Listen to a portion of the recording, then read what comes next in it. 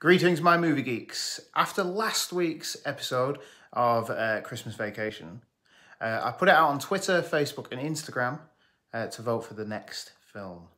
Okay, if you've clicked on this, then you know which it is. I put it up against Scrooge from 1970 starring Albert Finney and The Polar Express from Robert Zemeckis and Tom Hanks.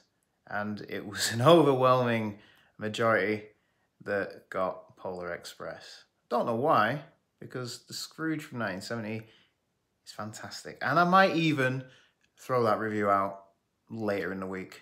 So we'll see.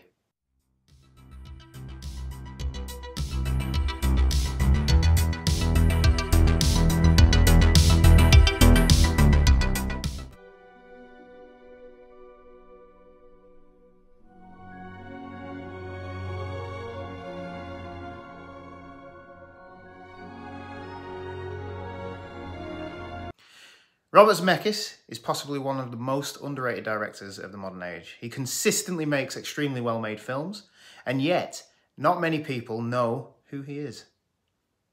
Over the past 30 years, he has brought us films like Forrest Gump, Back to the Future, Romancing the Stone, and one of mine and Mrs. Movie Geek's favourite movies, Castaway, which is also, or could be classed as a Christmas movie. But in 2004, he sought to make an adaptation of a popular 1985 children's book, The Polar Express. At the same time, he wanted to pioneer 3D and live-action motion capture technology, which is only really now just making a massive spike in use, you know, like the de-aging technology from Marvel films. Unfortunately for this film, many people can't see past the Uncanny Valley results of the special effects. But this film has a whole lot more than dodgy eye movements and scary faces. The film captures everything from the book. The still images from the book are captured and given a reason to exist in the film, as well as a sense of magic and wonder the book gives. There are even lines from the book spoken in the film, such as, "They look like the lights of a strange ocean liner sailing on a frozen sea." I know it doesn't make sense, but when Tom Hanks says it, it's pretty good. And do you see those lights in the distance? They look like the lights of a strange ocean liner sailing on a frozen sea. There is the North Pole. Tom Hanks plays pretty much every adult character. He plays the conductor, the hero boy's father, the hobo, Father Christmas, Santa, but I'm English, so I say Father Christmas. He also does most of the motion capture for the characters. There's so much effort gone into the film from Hanks that it seems that like it was a passion project. And I think the overall performance from him, you can tell that. The story is about a boy who is on the cusp of adulthood, where most adults begin to lose their belief in magic. He questions everything from the fact that no life can live at the North Pole to seeing a Santa hat in his father's pocket. It's a hard time that I remember well, and luckily, I know the truth. At 11:55 p.m, he wakes up and hears a rumbling outside. A large steam train has stopped outside his house. He goes to investigate and discovers where the train is going. Why, to the North Pole, of course!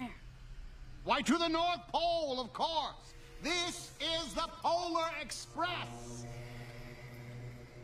He embarks on a journey to the North Pole and encounters some colourful characters, from a hobo that embodies the spirit of Christmas, to the conductor that seems to live for Christmas.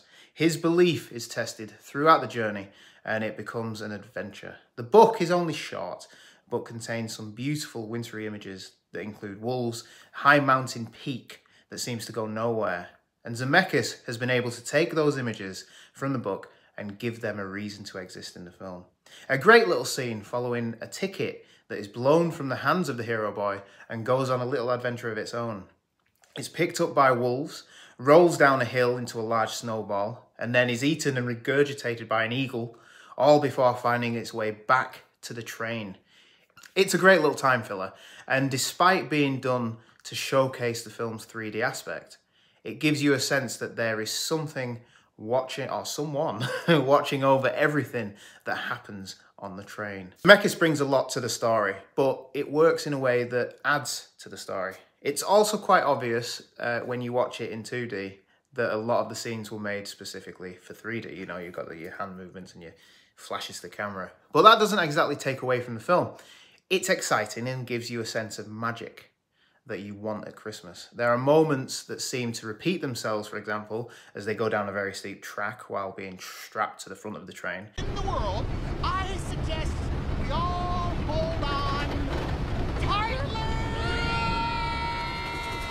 And then later they're rolling down a long track in North Pole. It's for 3D, but again, it does work well for 2D. It also adds to the idea that Zemeckis must love trains in real life. He reuses a line from Back to the Future, Part 3, where Doc pulls the train whistle and shouts, "I've always wanted to do that my whole life." I wanted to do that all my life. And as I sit here saying this, I actually want to do that myself. I'm going to have to find a train. In the film, we actually get to see the big man himself, Father Christmas. I know, Santa Claus. And again, this is where we get the attack of the Uncanny Valley. With Father Christmas looking slightly strange, his face is too youthful, his beard is too long and slightly off. And I know I'm complaining about what Father Christmas looks like, but there are countless examples from many films that have done the look of Father Christmas right. Look at Richard Attenborough from The Miracle on 34th Street. He epitomizes everything that's Father Christmas. He looks like him. He has the correct length beard. And he just is Father Christmas. And then there's the elves. Jesus Christ. They are scary things. They all look like they're suffering from high blood pressure. And when one elf tells the scared child to trust him, I want the kid to run away. I can see what they were going for, but from the look of the characters, they just look downright scary. It's in good hands. Trust me. Hero Boy is doubting everything, and when it comes to seeing, he can't. Everything gets in his way. The elves, the other kids, and then he sees a bell from the reindeer, which he can't hear. He picks up the bell and forces himself to believe.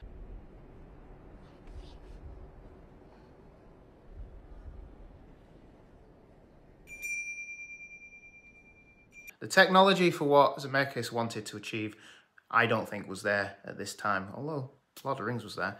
And I feel that maybe it would have benefited from a more traditional animated movie, or even just moved away from the realistic approach. You want to show the wonder on the faces of the children, but you also want to have a realistic animation style.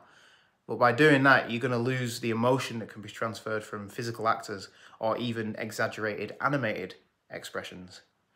Despite all the visual problems, this film is a great Christmas film. It makes you feel Christmassy and warm, especially when the hero boy finally realizes that the magic is real.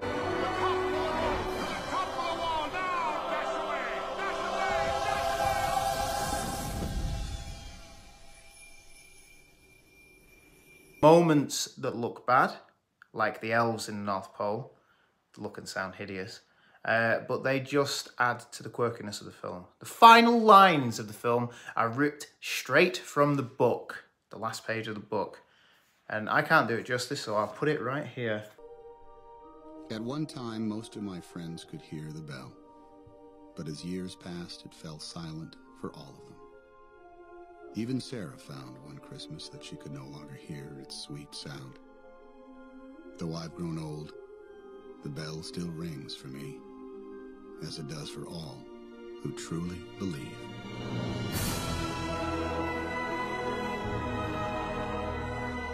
I'm not crying. You're crying. I still believe. Do you? Thank you for watching. I want to know what you thought of this film. Did you like it? Is it too Uncanny Valley for you? Or do you get that warm, fuzzy feeling inside, just like me? Let me know in the comments below, and you can follow me at Movie Ultimate on Twitter, or find me on Facebook at Ultimate Movie Geek. And we'll be back next week with another Christmas review. I'm not saying we, it's just me and the Christmas tree.